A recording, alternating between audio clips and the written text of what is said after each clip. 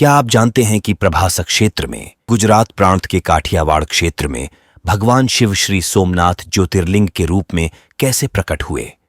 जानने के लिए आइए श्रवण करते हैं।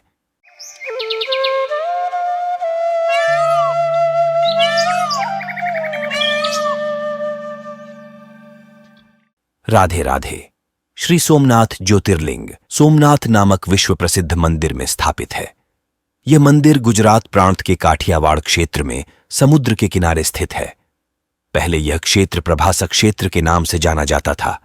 यहीं भगवान श्री कृष्ण ने जरा नामक व्याध के बाण को निमित्त बनाकर अपनी लीला का संवरण किया था। यहां के ज्योतिर्लिंग की कथा पुराणों में इस प्रकार दी हुई है। दक्ष प्रजापति की 27 कन्याएं थीं। उन सभी का विवाह चंद्र देवता के साथ हुआ था, किंतु चंद्रमा का समस्त अनुराग उनमें से एक केवल रोहिणी के प्रति ही रहता था। उनके इस कार्य से दक्ष प्रजापति की अन्य कन्याओं को बहुत कष्ट रहता था। उन्होंने अपनी यह व्यथा कथा अपने पिता को सुनाई। दक्ष प्रजापति ने इसके लिए चंद्रदेव को बहुत प्रकार से समझाया, किंतु रोहिणी के वशीभूत उनके हृदय पर इसका कोई प्रभाव नहीं पड़ा।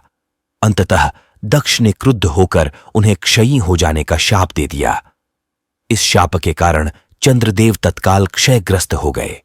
उनके क्षयग्रस्त होते ही पृथ्वी पर सुधा, शीतलता एवं वर्षण का उनका सारा कार्य रुक गया। चारों ओर त्राही त्राही मच गई। चंद्रमा भी बहुत दुखी और चिंतित थे। उनकी प्रार्थना सुनकर इंद्रादि देवता तथा वशिष्ठ आदि ऋषिगण उनके उद्धार के लिए पितामह ब्रह्मा जी के पास गए।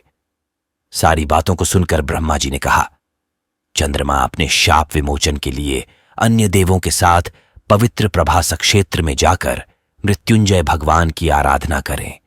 उनकी कृपा से अवश्य ही इनका शाप नष्ट हो जाएगा और ये रोग मुक्त हो जाएंगे। उनके कथनानुसार चंद्रदेव ने मृत्युंजय भगवान की आराधना का सारा कार्य पूरा किया। उन्होंने घोर तपस्या करते हुए 10 करोड़ मृत्युंजय मंत्र का जप किया। इससे प्रसन्न होकर मृत्युंजय भगवान शिव ने उन्हें अमृतत्व का वर प्रदान किया। उन्होंने कहा, चंद्रदेव, तुम शोक न करो। मेरे वर से तुम्हारा शाप मोचन तो होगा ही, साथ ही साथ प्रजापति दक्ष के वचनों की रक्षा भी हो जाएगी। कृष्ण पक्ष में प्रतिदिन तुम्हारी एक एक कला क्षीण होगी, किंतु पुनः शुक्ल पक्ष में उसी क्रम से तुम्हारी एक एक कला बढ़ जाया करेगी। इस प्रकार प्रत्येक पूर्णिमा को तुम्हें पूर्ण चंद्रत्व प्राप्त होता रहेगा। चंद्रमा को मिलने वाले भगवान शिव के इस वरदान से सारे लोगों के प्राणी प्रसन्न हो उठे। सुधाकर चंद्रदेव पुनः 10 दिशाओं में सुधा वर्षण का कार्य पूर्ववत करने लगे। शाप मुक्त होकर चंद्रदेव ने अन्य देवताओं के साथ मिलकर मृत्युंजय भगवान से प्रार्थना की कि आप माता पार्वती जी के साथ सदा के लिए प्राणियों के उद्धारार्थ यहां निवास करें। भगवान शिव उनकी इस प्रार्थना को स्वीकार करके ज्योतिर्लिंग के रूप में माता पार्वती जी के साथ तभी से यहां रहने लगे। पावन प्रभासक क्षेत्र में स्थित इस सोमनाथ ज्योतिर्लिंग की महिमा महाभारत, श्रीमद्भागवत तथा स्कंद पुराण आदि में विस्तार से बताई गई है। चंद्रमा का एक नाम सोम भी है।